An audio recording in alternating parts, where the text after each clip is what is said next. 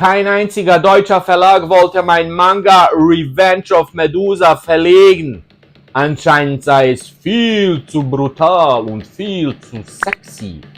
Ist es aber wirklich so? Dieser Sache gehen wir heute auf den Grund. Bleibt gespannt. Ich erzähle euch heute alles, wie ich auf die Idee gekommen bin, die Entstehungsgeschichte, das Making-of, den Inhalt erzähle ich ein bisschen und am Schluss des Videos zeige ich euch noch ein paar Seiten, werde ich ein bisschen vorlesen, so das Intro wenigstens. Außerdem gibt es noch ein fettes Giveaway, ich verlose ein Buch, ein Exemplar Revenge of Medusa werde ich zu euch nach Hause schicken. Was ihr dazu machen müsst, erfährt ihr am Ende des Videos. Das erste Mal, als ich von Medusa hörte, war ich ca. 5-6 Jahre alt. Als kleiner Junge bekam ich von meiner Mutter ein griechische Mythologie-Monster-Ausmalheftchen. Bei jedem Monster auf der Seite war so ein kleines Kästchen und da stand was über das Monster, seine Fähigkeiten und so weiter. Und bei Medusa stand so, ja, die mit den Schlangenhaaren und jeden, den sie ansieht, verwandelt sie zu Stein. Und für mich als kleinen Jungen war das faszinierend. Und dann eines Tages habe ich den Film gesehen, Attack of the Titans hieß der, glaube ich. Diesen alten mit der schrecklichen, grässlichen, hässlichen Medusa. Da habe ich mich schon ein bisschen erschrocken. Ein bisschen hat es mich schon traumatisiert, ja. Und dann später kam ja irgendwann noch das Remake und da war die Medusa dann so schön gemacht. Und ich dachte, wow, sie ist ja eigentlich schön. Und dann mit 20 Jahren habe ich ja mit dem Tätowieren begonnen. Hier bin ich so in das Tattoo-Business eingestiegen. Gut, mein erstes Tattoo hatte ich mit 14 gemacht. Und auch da habe ich mich ja ein bisschen so mit Tattoo-Motiven befasst und so. Und da habe ich auch gesehen, dass Medusa eigentlich ein richtig cooles, beliebtes Tattoo-Motiv ist. Als ich dann mit der Ausbildung zum Tätowierer angefangen habe und dann eigentlich auch auf Leute stechen konnte und so, kamen ein paar Kunden und sie wollten Medusa als Tattoo.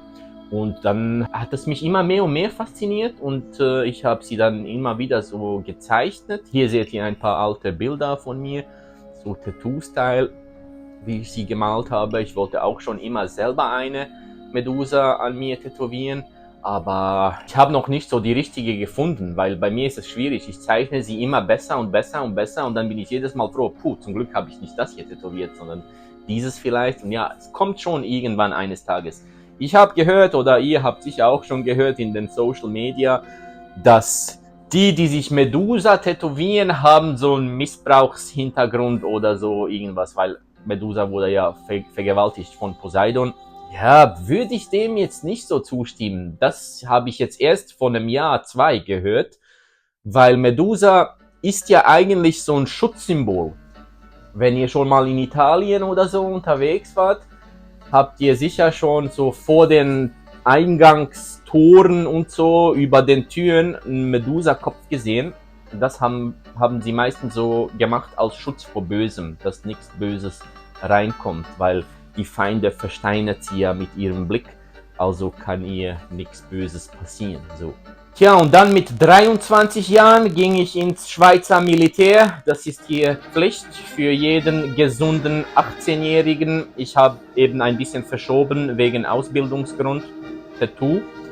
Und als ich mit der Ausbildung, die 3 Jahre ging, fertig war, dann ja, war ich ein halbes Jahr dort im Grünen. Der grüne Urlaub nennt man das eigentlich, weil es ist jetzt nicht so voll die krasse Action dort. Schon am Anfang war schon ziemlich mühsam.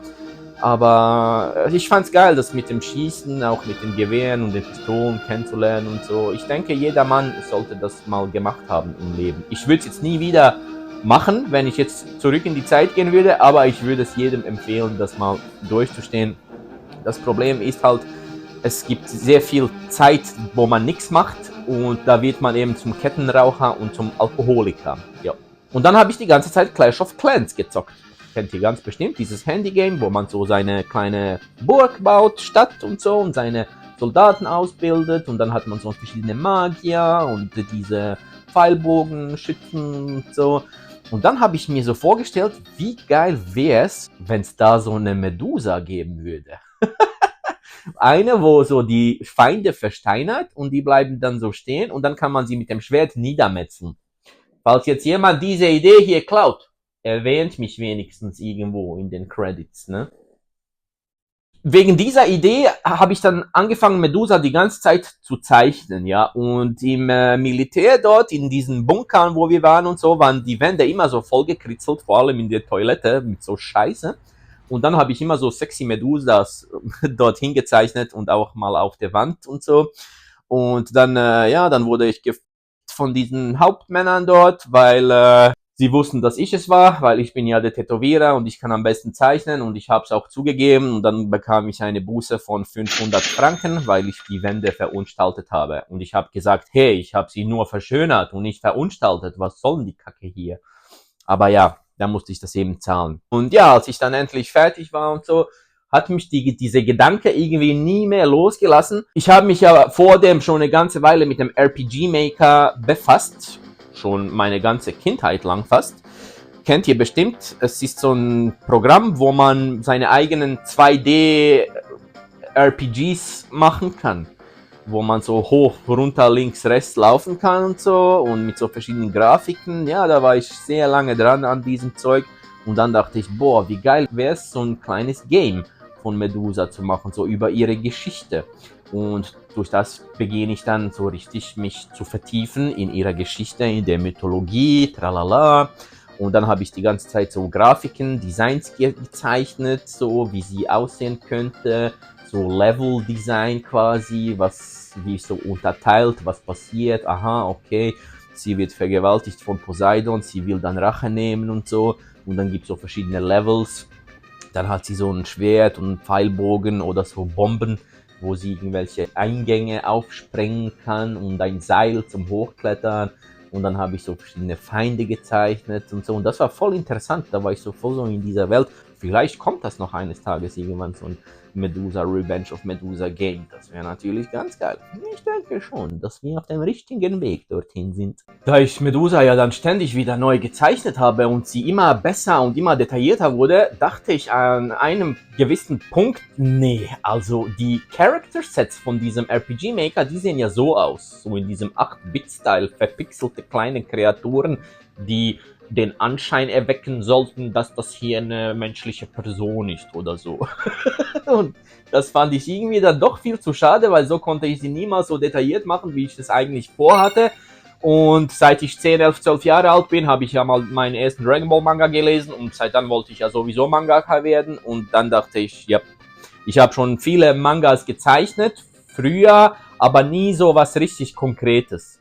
Das waren immer so Sachen, die ich angefangen habe und dann einfach irgendwann abgebrochen, weil ich irgendwie andere Interessen hatte und auch wegen dem Tätowieren bin ich ja dann in das Tattoo-Business reingestürzt und hatte ja überhaupt gar keine Zeit mehr dann an das zu denken, dass ich mal switchen würde denn auf Mangaka. Aber je älter ich wurde, desto mehr ging es mir dann in den Kopf, so was will ich eigentlich wirklich?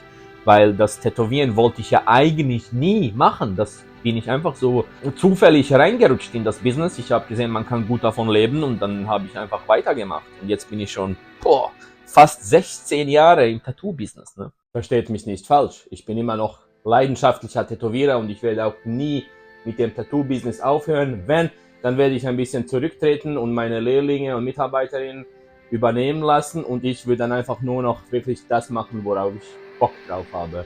Manga, Anime, Stuff, meine Medusa tätowieren und so weiter. Ich bereue aber keine einzige Sekunde von meinem eingeschlagenen Lebensweg, weil nur so konnte ich erfolgreich werden, selbstständig werden, die Business-Sprache lernen zu verstehen und zu sprechen, mich gut präsentieren zu können, auch mit den Menschen reden zu können und die Interaktion mit den Leuten. Das ist wichtig, das können viele nicht, habe ich bemerkt.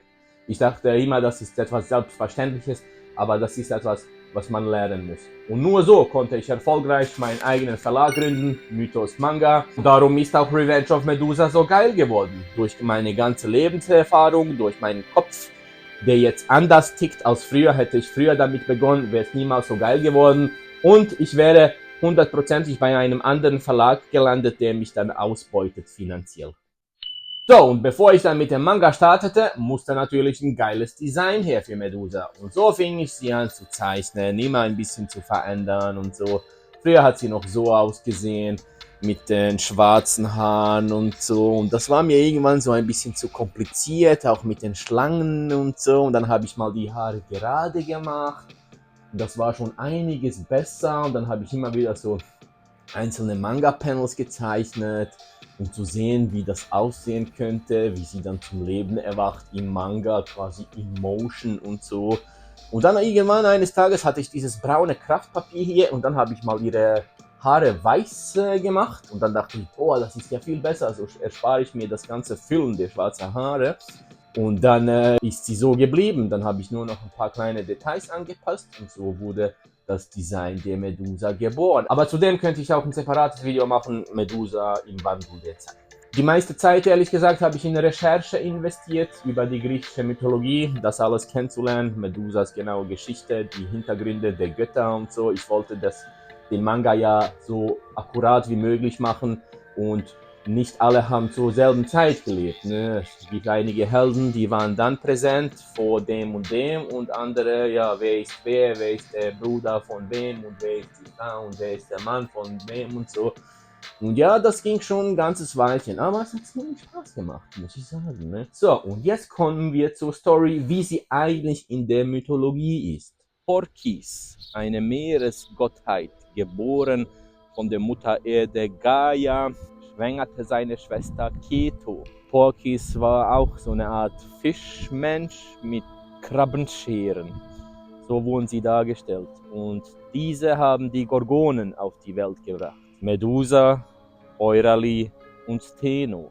Stheno war die starke und mächtige, Euralie die schnelle und Medusa ist als einzige Sterbliche auf die Welt gekommen. Man nennt sie auch die Königin. Ihre Schwestern sind so die typischen Gorgonen mit den Schlangenhaaren, mit dem versteinerten Blick und meistens werden sie auch mit Flügeln dargestellt und ziemlich grässlich. Ja. Medusa hingegen ist eine wunderschöne Frau. Medusa wurde schlussendlich zur Priesterin der Athene und Athene wurde mit der Zeit ziemlich eifersüchtig auf sie, weil jedes Mal, wenn sie diese Priesterinnenvorstellungen gemacht haben, zu Ehren der Athene, sind die meisten Menschen gekommen wegen Medusa, um ihre Schönheit zu betrachten und nicht wegen Athene selbst. Und auch Poseidon hat ein Auge auf Medusa geworfen, weil er ja ständig im Streit war mit der Athene, wollte er es so irgendwie heimzahlen und sich Medusa nehmen. Eines schicksalshaften Nachts, als Medusa im Pantheon der Athene war, kam Poseidon und vergewaltigte sie. Medusa hatte einen Freund, man weiß jetzt seinen Namen nicht, aber ich habe ihn in meinem Manga Stavros genannt. Er wollte sie noch beschützen, schaffte es leider nicht. Und schlussendlich, als Medusa da regungslos dalag und um Hilfe schrie, Athene solle ihr helfen, tauchte sie endlich auf und bestrafte Medusa, das Opfer. Traurig, ne? Sie verwandelte Medusa in das schreckliche Monster mit den Schlangenhaaren und mit dem versteinernden Blick, dass niemand wieder ihr jemals in die Augen schaut. Und so zog Medusa sich zurück ins Exil zu ihren Schwestern am Rande der damals bekannten Welt. Man nennt es heute das Atlasgebirge und dort hat sie den Eingang zum Hades bewacht mit ihren Schwestern. Es sprach sich schnell herum die Geschichte über Medusa und schlussendlich wurde ihr Kopf als große, krasse Trophäe angesehen. Viele Helden sind aber kläglich gescheitert im Versuch, ihren Kopf abzutrennen. Bis auf Perseus. Perseus ist ein Sohn des Zeus, also ein Halbgott. Er lebte mit seiner Mutter bei einem König Polydektes. Dieser Polydektes wollte seine Mutter nehmen, aber Perseus wollte das nicht zulassen. Und so schickte Polydektes den Perseus, den Kopf der Medusa zu holen. Er sagte ihm, wenn du mir den Kopf der Medusa bringst, dann lasse ich deine Mutti in Ruhe. Gesagt, getan. Der König hoffte eigentlich, dass Perseus stirbt, versteinert wird, wie jeder andere normale Held, der es versuchte, gegen Medusa anzutreten. Aber er bekam Hilfe von Athene und Hermes. Athene gab ihm den Spiegelschild, dass er der Medusa nicht direkt in die Augen sehen muss. Von Hermes bekam er eine Sichel und die Tarnkappe. Mit der Tarnkappe konnte er sich unsichtbar machen und sich so dann an ihren Schwestern der Medusa vorbeischleichen. Und so hat er es dann geschafft. Schlussendlich hat er Medusa getötet. Aus ihrem Haupt ist der Pegasus entsprungen. Pegasus ist das geflügelte Pferd und ein Sohn der Medusa und des Poseidon. Perseus bekam noch einen speziellen Beutel, wo er den Kopf der Medusa reintun konnte. Und so war es sicherer für ihn wegen den Giftschlangen und wegen ihrem Blick, weil die Wirkung des Versteinerns hatte sie ja immer noch, obwohl ihr Kopf abgetrennt war. Diesen schenkte er dann der Athene und sie hat ihn dann auf ihren Schild montiert und so hatte sie dann eine krasse Waffe. Ziemlich traurig die Geschichte, ne? Sie vergewaltigt und verstoßen und verraten von den Göttern, unschuldig bestraft. Ich dachte, nee, das kann so nicht sein. Das ist ja voll gemein. Darum, in meiner Geschichte überlebt Medusa die Attacke von Perseus. Sie wird von einer Schicksalsgöttin Tyche, die Göttin des Glücks und des zufälligen Schicksals, gerettet. Alle 22 Jahre dreht sie am Schicksalsrad und greift so in die Geschichte der Menschheit hinein. Mit diesem Mal hat sie aber nicht nur die Geschichte der Menschheit, sondern auch der Götter verändert. Sie gab ihr ein mächtiges Schwert, die Tychia, mit dem sie Götter töten kann. Und so beginnt der Rachefeldzug von Medusa. Sie schwor sich Rache an all denen zu nehmen, die ihr Leid zugefügt haben. Das ist so im Großen und Ganzen die Geschichte von meinem Manga. Ich wurde auch sehr stark inspiriert von God of War. Es ist ähnlich wie God of War, die alten 3 Teile in Griechenland, aber nur in sexy, mit einer weiblichen Hauptfigur. Manche haben mich gefragt, wieso hast du eine Frau als Hauptcharakter genommen und keinen starken, muskulösen Mann? Starke Heldinnen haben mich schon immer fasziniert. Seit ich eben ein kleiner Junge bin, im 96, habe ich zum ersten Mal Tomb Raider gespielt auf der PlayStation 1 mit diesen dreieckigen Brüsten. Und irgendwie fand ich dieses Konzept voll geil. Ich war hin und weg. Und später dann habe ich meinen Bruder beobachtet, wie er Resident Evil gezockt hat. Für mich und meinen kleinen Bruder war das damals noch viel zu krass. Wir waren ziemlich traumatisiert, ja. Aber da war Jill Valentine die Heldin. Und später dann im Resident Evil 2 Claire Redfield. Da konnte ich dann auch selber endlich mal zocken. Und so wurde ich ziemlich geprägt von diesen weiblichen Heldinnen. Alita Battle Angel habe ich viel später dann auch noch für mich entdeckt. Fand ich auch voll geil, war ich voll verliebt. Und dann noch Ahsoka Tano von Star Wars, Harley Quinn von Batman, fand ich immer faszinierend. Und so hat mich das irgendwie die ganze Zeit begleitet. Und als ich dann die traurige Geschichte der Medusa herausgefunden habe, dachte ich, nee, das kann so nicht sein. Wir müssen das ändern. Ich muss diese Geschichte ein bisschen umschreiben, so in dem Style, what if, dass Medusa endlich mal die Heldin ist. Und nun kommen wir endlich zum heutigen Highlight. Klickt schon mal auf Like und Subscribe, denn jetzt lese ich euch was vor aus dem Buch. Oh yeah! Und hier ist es, meine lieben Freunde, Revenge of Medusa. Ihr seht es auch hier hinten. Wenn ihr das durchlesen wollt, dann drückt jetzt kurz Pause. Let's go, würde ich mal sagen, ne? Ja, hier ist eine Prototyp Edition. Hier sieht man den Anfang, Band 1. So eines Artwork. Hier haben wir noch ein schönes Artwork. Das habt ihr gesehen in der Episode, wo ich die Statue machen lassen habe.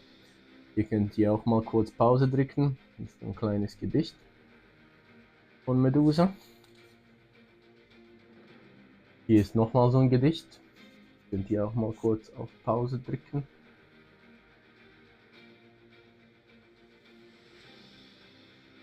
Okay, und jetzt geht's los. Hier haben wir die Moiren. Das Schicksal der Menschen ist von Anfang an vorbestimmt. Der Einfluss der Schicksalsgöttinnen Moiren ist so groß, dass nicht einmal die Götter ihm entkommen können.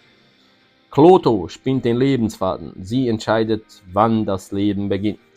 Lachesis, die Zuteilerin, misst den Lebensfaden und bestimmt, welches Leben jeder führt und wie lange es währt.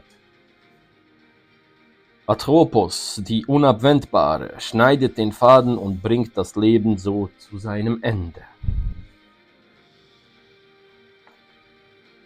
Und dann gibt es Tyche, die Göttin des Glücks und des zufälligen Schicksals. Alle 22 Jahre dreht sie das Schicksalsrad und führt so launenhaft den Wechsel der Geschichte herbei.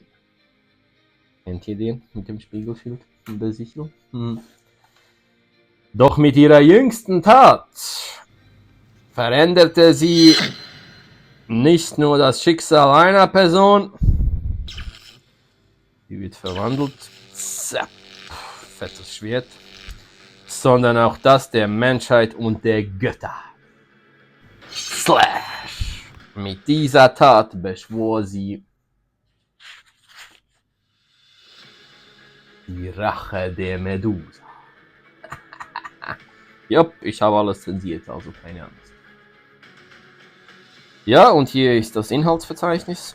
Nymphen, das Rätsel, Athen, Wollust, das Opfer, Zorn und Extras. Das sind 6 Kapitel, 2, 4, 6. Und noch fettes Bonusmaterial. Okay. Und dann haben wir hier Kapitel 1, die Nymphen. Hier sieht man Medusa und irgendwelche mysteriösen, grässlichen Gestalten hier im Hintergrund. Wie könnte das sein? Okay, let's go. Tauchen wir ein. Insel Karophyla ist das. Das ist eine wirkliche griechische Insel, ja. Gibt es wirklich. Da sind sie. Ich kann sie schon hören. Oh, ja.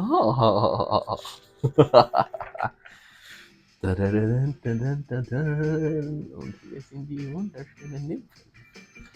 Planscht nur, ihr liebreizenden Nymphen. Ja. Hier zieht sie sich aus. Dann geht sie ins Wasser. Splash. Und dann haben die so Spaß zusammen und singen. Oh, alle sind im Wasser. Nur ein kleines bisschen näher. Krack. Autsch. Und dann drehen sie sich so.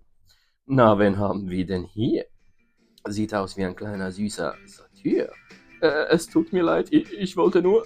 Ein erregter Satyr. Hihi. Komm, Kleiner, komm und lass uns zusammen Spaß haben. Was? Meint ihr das ernst? Ja, natürlich, mein Kleiner. Du darfst uns auch anfassen. Oh, euch stört es nicht, dass ich keinen Bart habe? Die Komplexe wegen dem Bart.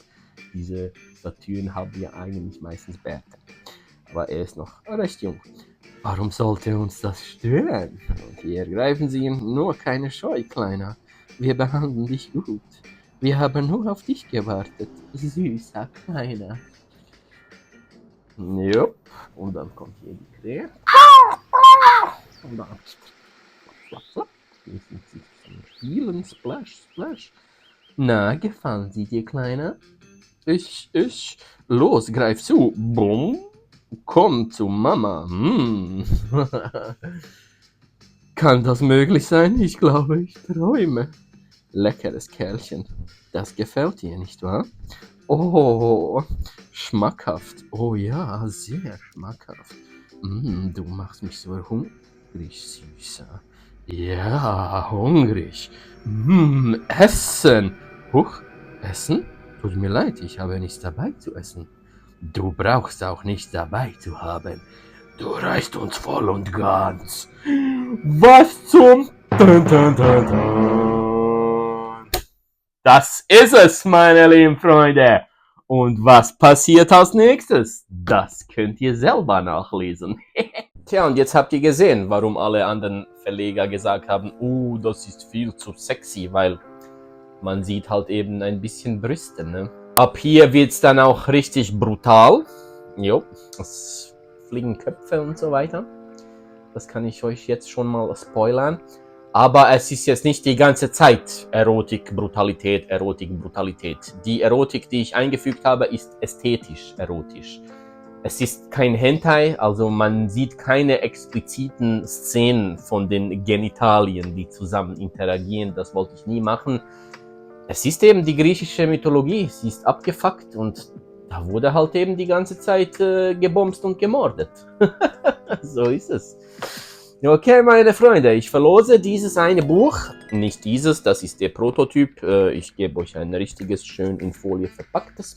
Was ihr dazu machen müsst, Like, Subscribe und schreibt irgendwas in die Kommentare rein. Und dann beim nächsten Video oder beim übernächsten werde ich einen verlosen mit Zufallsgenerator. Ihr müsst wissen, wenn ihr gezogen werdet und ich euch das Ding nach Hause schicke, ich zahle 20 Franken Versand zu euch nach Deutschland und bei den meisten, die ich nach Deutschland geschickt habe, kamen noch irgendwelche DHL-Gebühren von 7 Euro irgendetwas dazu. das müsst ihr in Kauf nehmen, wenn ihr das gewinnen wollt und haben wollt, dass ihr eben diese 7 Euro parat habt. Jo. Ja, und das war's für heute. Vielen Dank fürs Zusehen. Ich hoffe, es war interessant für euch und ein bisschen inspirierend. Jetzt habe ich euch so ein bisschen die Hintergrundgeschichte von dem Ganzen erzählt. Natürlich könnte ich noch stundenlang über die griechische Mythologie quatschen und über die Story und so weiter. Aber ich würde sagen, macht euch ein eigenes Bild, zieht das rein. Ihr könnt es auch hier kaufen, www.mythosmanga.com. Ich habe endlich einen deutschen Partner gefunden. Bald wird es auch in Deutschland erhältlich sein. Da müsst ihr nicht so viele Versandkosten zahlen. Bleibt auf jeden Fall gespannt. Ihr könnt mir folgen im Instagram, DuckyArt oder Mythos Manga. Dort werde ich das früh genug kommunizieren, wann es endlich mal nach Deutschland kommt. Ich denke, so Anfang April wird das schon sein. Vielen Dank fürs Zusehen, meine lieben Freunde. Bis zum nächsten Mal. Adios, amigos.